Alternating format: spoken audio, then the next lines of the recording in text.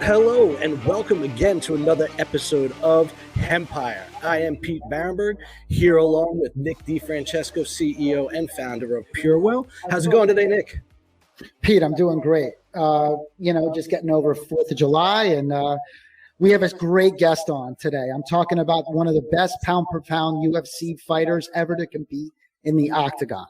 You're talking about undefeated UFC champion, legend himself, Frank Shamrock. Frank, how you doing, sir? I'm doing fantastic, man. Just had a great 4th of July. Excellent. I like the hat supporting the U.S. as we need more of that. That's for sure. We'll get right into it. Obviously, Hempire. We wanted to talk to you a little bit of cannabis. We got so many amazing things that you've done in your career we want to talk about. But I remember you saying something about you found cannabis was a wonderful pain reliever for you during the time that you did fight. You used it for your entire sports career, all the world championship titles, everything that I achieved. I use cannabis on a daily basis. You've always dealt with pain from spondylosis. Tell me a little bit about it. It's a vertebrate defect in your lower back. And how that's really affected you as well, and how cannabis helped you. But why did you use cannabis, or what did you use for pain before cannabis came along? And what you did to discover cannabis could help you with your pain? For sure, yeah. Well, before cannabis, I drank actually to kind of alleviate the pain. It wasn't very fruitful or helpful to me. And I tried, pain pills. I tried, aspirins and all that stuff, and it didn't really work. Pain is just too great. The best thing I ever found was cannabis and ice. Literally, the combo of the two, extended my career for, 5, 6, 7 more years. In particular for me, I was never into fighting. I was really scared of it. So besides relaxing me physically and help me with the pain, it was a great physical relaxant just to calm my mind and, put me in a place of comfort where I could heal. But yeah, I mean, I've tried everything for pain, and I live in constant pain. My spine is not actually connected properly. And so I just lack stability. So anything that causes instability or unbalances my spine just causes me horrible pain. What was the name? Because I obviously botched it. What's the name? It's called a spondylolisthesis. And Samsonite. Yeah. You're so close. Yeah. And for short, all the doctors call it a spondy. So I have a spondy, is what they call it. And this was something that you had when you were a child growing up, or is it because of sports? Yeah. We discovered it when I was 16. So I was playing basketball, and one of my right leg actually went numb. And then they took me to the doctor. My spine had a giant S in it, and they x-rayed me and found that I had at some point broken one of my vertebrae. And the only thing I can think of is I fell off a 2-story roof when I was a kid, and I wasn't supposed to be up there, and it hurt really, really bad. And I didn't tell anybody. So, that's probably it. That probably was it. Yeah, because it makes sense. I mean, when you were fighting, obviously it didn't look like anything was hurting you. That's for sure. Definitely not your back. I mean, probably one of the most notable fights that people would probably remember is Tito Ortiz, the war that you had with Tito, and obviously the relentless. The effort, the perseverance, the grit, the determination. I mean, you wore somebody out that was so much bigger than you, came in weighing in, for the fight, but I mean, you would walk around at your weight almost every single day. Tito came down for that fight, and you just, oh my God, one of the best battles ever. And that's why obviously they wanted a rematch, and we'll get into all that stuff as well. But I'm more interested on the fact of, when we talk to athletes, they're always talking about how they have all these great doctors and all of this giving them the direction. Is it the same in the UFC? Do you feel like they get that same care? You said, I tried pain pills, I was drinking, all this stuff. Do you feel like you have a lot of medical I don't know, just information or, what would be good for your body, what not to, more or less than maybe professional athletes in, like, let's say football or basketball, hockey, things like that? Yeah, I mean, it's certainly gotten better, right? Because when I was doing it, we were just figuring both the technical side out and the, nutrition, cardiovascular. So yeah, they certainly have all the information. I don't think they have the same, quality of medical care, like say as the NFL, just dollars and cents. When I was doing it, I just sought out the best care. So I found the best doctors, I found the best chiropractors, I found the best, sports people, and I personally hired them. And that's how I was able to, keep my career going. Yeah, I don't think people realize that. It's a lot more. I mean, and obviously, Paul now talks about how the UFC fighters and Joe Rogan, how the UFC fighters and MMA fighters are not really getting paid for what they should be, what they deserve. And it's obviously must be the medical care as well, which is upsetting because, you're putting your money, your body on your line. And you feel like you should be compensated for that. And that's why I asked. I didn't think it would be the same, but getting back to cannabis, or how did you discover cannabis since you were trying all these other things, kind of doing your own self-healing? Who turned you on to cannabis? Well, I started when I was a kid. I grew up in the country and, we smoked as recreation. We fiddled around. But once I started training seriously, like lifting weights really heavy, and, once I got into my early 20s, I found I could sleep, I could relax, I could rest. And it made the difference for me in the ability to recuperate my body and then to have my mind fresh. And whereas when I drank, or I took pills or, other pain stuff, I would wake up and I would still feel, the effects of the pills or the drinking. With cannabis, I didn't. I rested well. I woke up, I felt great, and it was just a great medicine overall.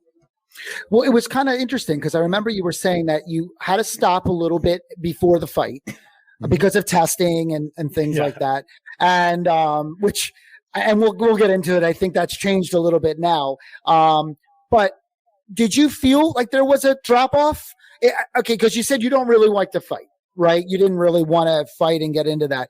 Was it easier? And then you said you took marijuana or you took cannabis to kind of ease your mind and that. But did you notice a difference when you had to kind of stop cold turkey those couple weeks going up to the fight, and then immediately afterwards, just the body relief? Because obviously you're still training to get into that fight. I mean, yes, there is the fight where you're taking that physical abuse, but how much physical abuse are you putting on when you're training? I mean, that's got to be grueling. So you really must be missing the cannabis if that was the one that was working for you. Yeah, totally. Yeah, it was, I wouldn't sleep good. I wouldn't feel as good. My body would go through, kind of a, where's my medicine relaxant process. And then I would just get used to it. But I wouldn't, I certainly wouldn't feel as comfortable. I wouldn't feel as relaxed. I wouldn't eat as well.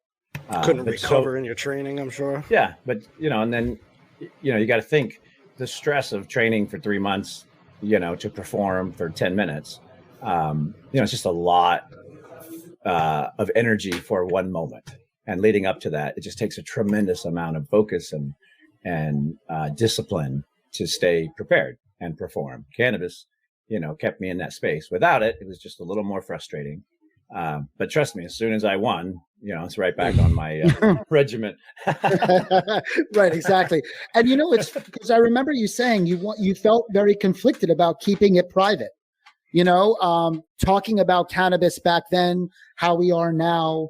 Was that something that was talked to you about? Like, don't talk about cannabis. Was that something for you inside of a stigma of having cannabis and being a fighter? Did any PR people tell you to keep it on the wraps, or why did you feel like you thought it needed to be kept private, and maybe you're speaking about it now? Well, just it wasn't legal, and or legalized to a point of acceptance, and I got a lot of skeletons in my closet. I was a convict, I was a fighter, I was all these different things. And so when I became very successful, I realized that, there's certain elements that we probably should just, tone down or speak about less. And going to prison was one of them, because I could see the effect it had on people when I politely told them I finished prison, then I moved on to sports. So yeah, I realized it wasn't popular, it wasn't accepted, and I was in a position of leadership and communication and fame. And so when it became legalized, I really sat down with the team and I was like, guys, it's wrong that we're not supporting. Like, it's wrong, and we should be right, because it's right and it's a good medicine.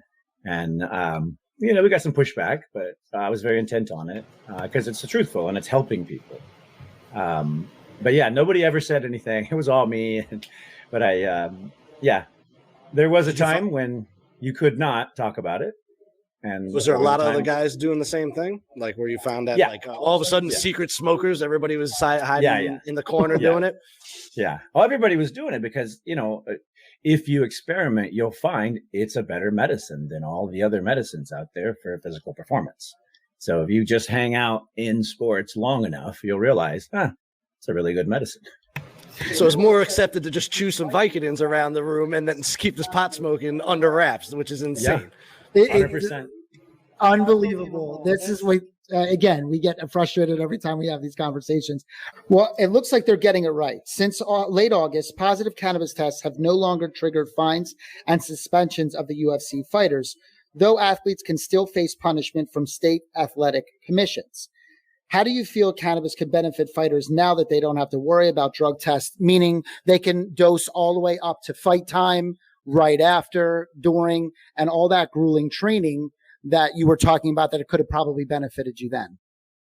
Yeah, I wish this had happened back when I was doing it. That would have been amazing. I think it's fantastic. I think any person doing contact sports should have cannabis oils in their brain to protect them. I think it's ridiculous that they don't. If you're ever going to bump your head, if you're ever going to take contact to your brain, you have to have some neuroprotectants in there. And cannabis is a natural neuroprotectant. It's proven.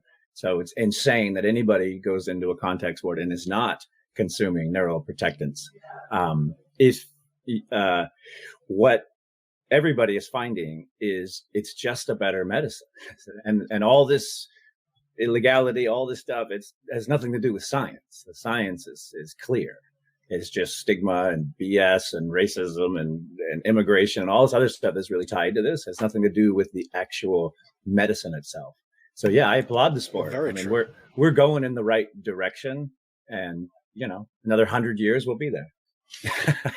Now people come on, really. Right? Another 100 years is right. Now we hit the hard hitting questions here. So let's talk about what you liked. Okay. So, they said a lot of the OG varieties, but what are you a big fan of for dosing, or did you use capsules? Were you smoking? What types of cannabis do you like to use? And, just try to get to know a little bit more about Frank and what his go-tos are. Yeah. So my medicine is indica. I do the super purplies and the really fruities, anything that's like deep body relaxation and good mental relaxation. And then when I travel, I take an oil with me. I put it on salads and put it in my coffees and teas, and because it's easy to move around. I do some edibles and stuff like that. But my go-to is, a little bit of smoke, like right away, instant, body relaxation. And then I'm off to the races. And what do you think about, or even back then, I don't know if they had them, the topicals, like a salve or a roll-on? We have a lot of athletes and people that use those now for more direct. Is that something, obviously we're more of a CBD-based company. We do have THC, broad spectrum items, but we have a lot of topicals that we use for our athletes. And it's just funny because I was leading into Conor McGregor and Nate Diaz have gotten into the CBD business as well. What do you think that CBD products out there, and do you think, are they effective? Have you tried them yourself? And how do you feel like that versus the THC that you've been using as well? Yeah, I mean, I've tried about every product you could ever imagine. A lot of the roll-ons are really good. For me, it's really the how are we crossing the skin barrier and what's our absorption? Like, how much medicine are we getting? So the encapsulation of that, the pass through, all of that is fascinating, and the science is rapidly developing in that. So it's getting better on absorption and how much you can take in your body. CBD is wonderful. Like it's a fantastic medicine. It will totally rebalance your system and, level things out. But if you add the whole plant spectrum to it, you will 3x that medicine, 4x that medicine. So it is what it is. Yeah, we're obviously, big fans of full spectrum. We like to have all the cannabinoid profiles, including THC in it. We like to also add a lot of molecules to ours as well. You were talking about nanotechnology or different ways to infuse. We have a roll-on that actually is nano infused. We definitely got to get you some stuff over there so you can try it and see if you like. But getting back, we were watching a couple videos today, and I got to be honest with you, Frank. I mean, we're bringing back some memories of the early UFC, but people have no idea how dominating you really were.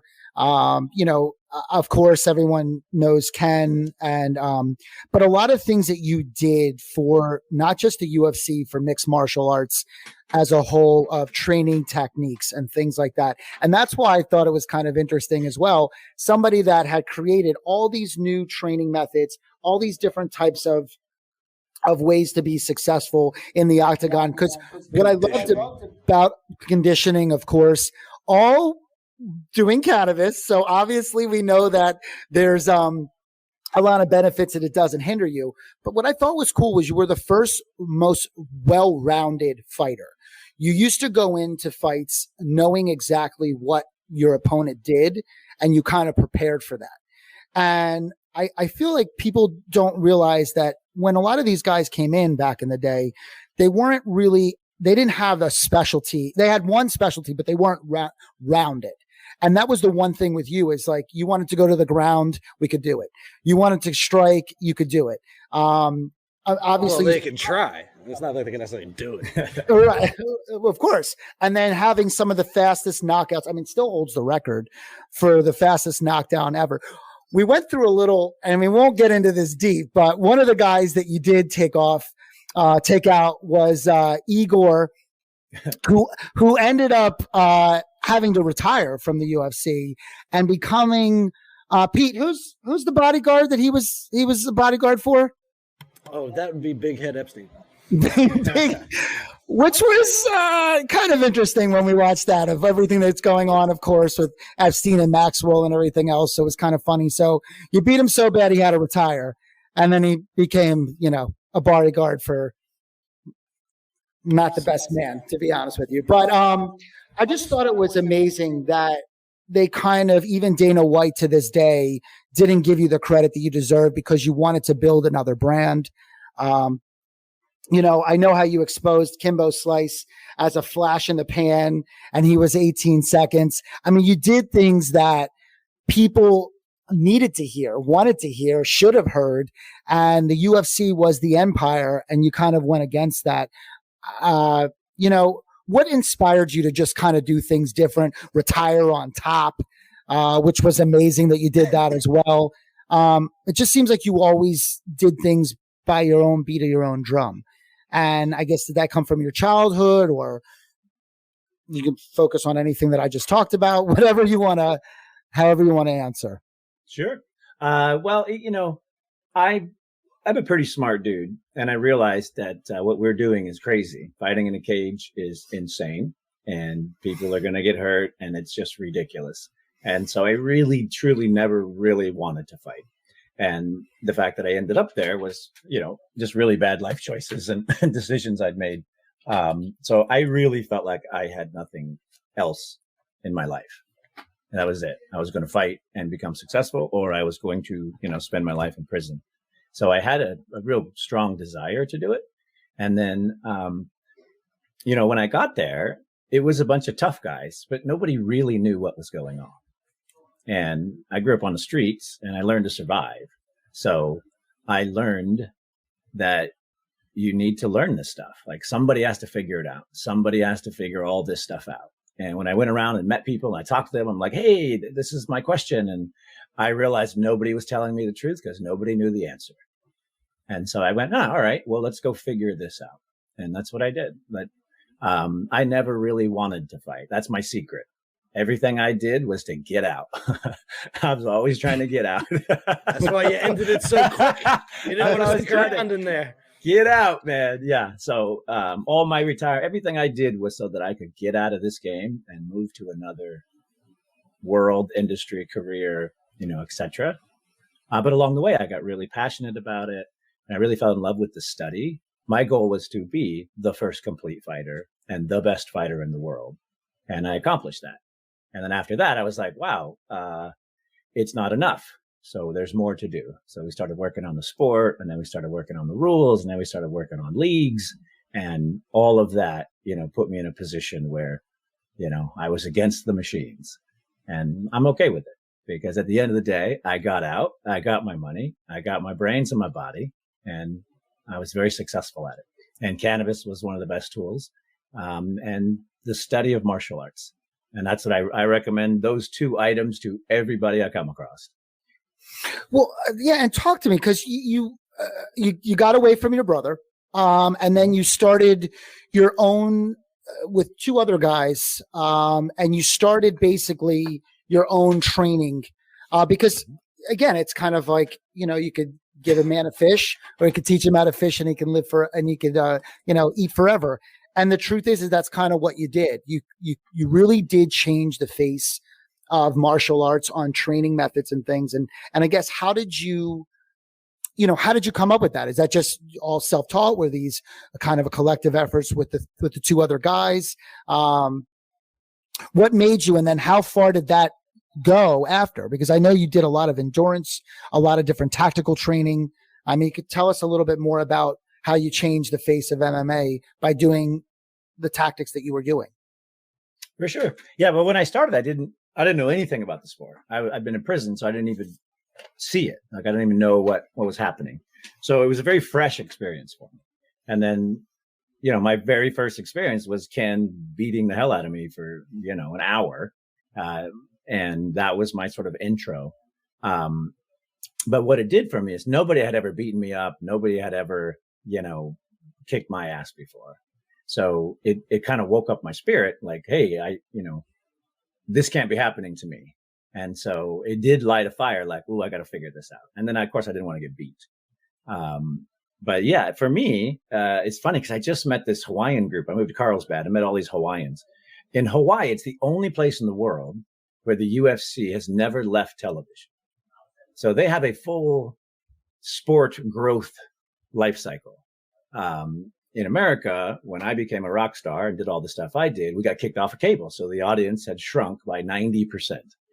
So when I see the Hawaiians, I'm like Michael Jordan, because it's never stopped the sports development or exposure over there. But in the rest of the world, I'm like a regular dude. I tell you the story because all the Hawaiians think I'm crazy. They're like, you're crazy. They're like, you did all that stuff and you did all those things, and the way you act and what you do, like, you must be insane. And then when I sit with them, they're like, well, you're the nicest guy. And it doesn't make any sense in their brains, because in their brains, a warrior is a big, manly, tough guy. And he walks around and he does tough things and manly things. And he's always tough. And so they're just fascinated by me because I'm this soft, small, kind, intellectual dude. And in fighting, I was completely on the outside. I was a nerd. I was the guy with the notebook. I was the guy asking all the questions. But you did then take your shirt off, and then they're like, "Oh, okay." Yeah. You realize this guy might be Frank. The funny, I think I told you guys, but the funniest part was, unbeknownst to me, in that culture at that time, you don't ask questions. You just do. So I didn't know you weren't supposed to ask questions. So I had questions. I'd raise my hand. I'd kick my ass because you're not supposed to ask questions. You just do. And so I was outside of the world, absorbing all the knowledge, and I took whatever was good. I took whoever was honest, whoever was pure, and I put him on my team. And that's how I became successful. Yeah. I mean, look, at the end of the day, it's a mindset. And I think that you willed yourself from where you came to becoming what you did. And I think more people need to do that. It's all about mindset. I really believe that. And you put your mind to it and you accomplished it. And that is one of the reasons why we wanted to have you on the show, not just because of your cannabis background. I just liked what you did and what you stood for. And I'm a big proponent of mindset, whatever's going on in your life or whatever adversity. It's funny because, today we talk about how there's been a number of MMA fighters that are entering boxing, getting into the ring with YouTubers like Jake or Logan Paul, or like Conor McGregor did with Floyd Money Mayweather. Do you think that it could be pulled out of, do you think that you could be pulled out of retirement? Now, I know we had this issue with Dana White. Okay. So, do you think you could ever be pulled out of retirement for an expedition if the money was right? Now maybe you were older and things that you wouldn't want to fight anymore, but there was a time with Dana White, you said, I'll come out in retirement to fight Dana. and that's about it. But what do you feel about these fighters doing this? Cross promotion, coming out, YouTubers. Obviously we talked about Kimbo Slice, you flying, calling him out. So what's your opinion on this? I like it. To me, we're entertainers. We're combat sports entertainers. So we're performers. However you perform, you perform. If you got the legs and it looks good, go do it. I'm not doing it because I don't want to fight. I'm good. I had my journey. I know how to fight. If anybody shows up, I can kick their ass. I'm not going around. Don't come up behind you too quick. Right. Right. Exactly. I'm not going around looking for it. But here's my boxing story. After I brought Strikeforce to Showtime, I'd been boxing for about 10 years. I fell in love with boxing. Sat down with the president of Showtime. I said, listen, I've been studying boxing. I could have a full-on successful boxing career. I got the best boxing coach. I'm a super athlete. I'm a world champion. And Ken Hirschman was the president at the time. And he wisely sat me down and he goes, well, how much do you know about boxing? I said, I've been training for 10 years. I'm a rock star. And he goes, it's different. And you should come out and watch boxing with me. Come sit ringside. We'll watch boxing together. And then we'll talk boxing after. So I went to the fights. It was a championship match with Vic Darchinyan, 112 pounds. And I sat right there. After 4 rounds, I turned to Steven and I said, there's no way I'm doing this sport. Thank you. Thanks for the advice. These 112 pounders were socking each other so hard. And I was like, there's no way I'm letting a 175 pound man punch me in the head like that. So that was the end of my boxing career. Yeah, I was just going to ask you where you weighing in at. I was wondering about 170. When you were fighting in UFC, where were you? About 175, 180, 170? I walked around at 190. 190 for my entire career. I fought a 190. Yeah, I was going to say, because you definitely didn't look 170. You had to be near 190. Tito's not a little guy either.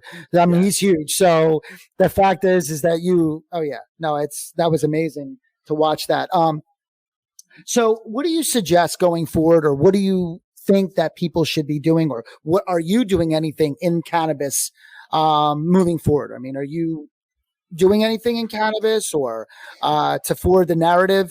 Love to have you back on the show at some point, maybe work with us, but get you some products. But is there anything that you think that we should be doing more? Like I said, McGregor and Nate having these CBD brands. Do you think it's good for business? Do you think at least CBD should be more introduced to the fighters as well as THC?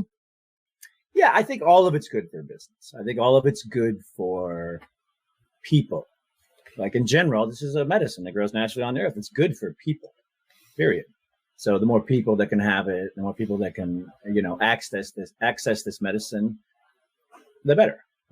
And the more you talk about it. I love what you guys are doing, because at the end of the day, it's normalizing the conversation and getting rid of the stigma.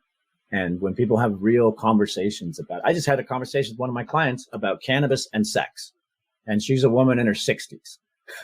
That's awesome. But she's like, listen, do you have some advice? I said, yeah, this is my advice. And the response was, oh my God, thank you so much. Like, this is amazing. And all it was an addition of cannabis into her sex, life. But she had never thought of it. She would never do it. She would stigmatize all these different ideas. And I'm like, it's great medicine. So once we cross that bridge, and the more we talk about it, the better, the more, conversations we can have to normalize it, the better. It's the education is key. The stigma is still there, but we are definitely getting somewhere. And again, the UFC now, other sports we're talking about that they're kind of turning away for testing or understand that it is being used with athletes in a good way that is not addictive. It's not habit forming. It's not bad for you. It's not going to, cause side effects or contraindications or all the negative things that they say that it does. It's just going to help improve your life. And that doesn't mean that you have to be a world-class UFC fighter to see the differences. You could be in your everyday life of sex, or pain or inflammation or depression or sleep. Right. So, I really appreciate you being on today.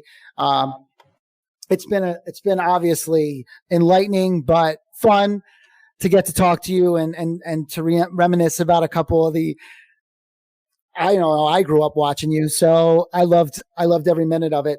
Thank you so much. And, Pete, anything you need to add or want to add? No, I was going to say, actually, I do appreciate, obviously, all the time you had here. And as more people, like legends like you inside the ring, outside of their, professional forum and actually continue getting out there, speaking up about the benefits, how they help them, how, there are things to learn about, whether if it is entering, just to walk around or entering a bus or, if you're trying to, get in bed and, enter some sexy time. So either what it is, but as long as there's people out there that, have a voice and they can get that knowledge somewhere, it's an awesome thing. So we thank people like you just, helping forward that narrative and continuing what we're doing. So, it's been a pleasure. And, everybody else who's out there, if you want to learn more, or, talk to us more or learn more about any of the people we talk to, you can always find us on Cannabis Radio, of course, Apple, iTunes, Spotify, Amazon Music, anywhere. Just give us a like, subscribe, and that way you can get informed and get educated as well and pass that narrative around.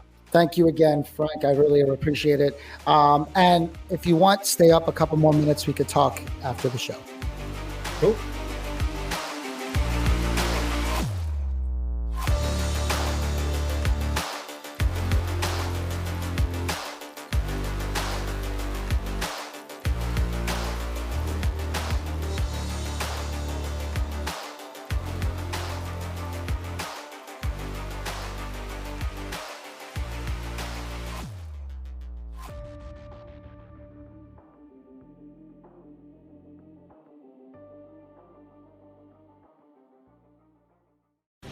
The opinions expressed on this CannabisRadio.com program are those of the guests and hosts and do not necessarily reflect those of the staff and management of CannabisRadio.com. Any rebroadcast, republication, or retransmission of this program without proper consent is prohibited.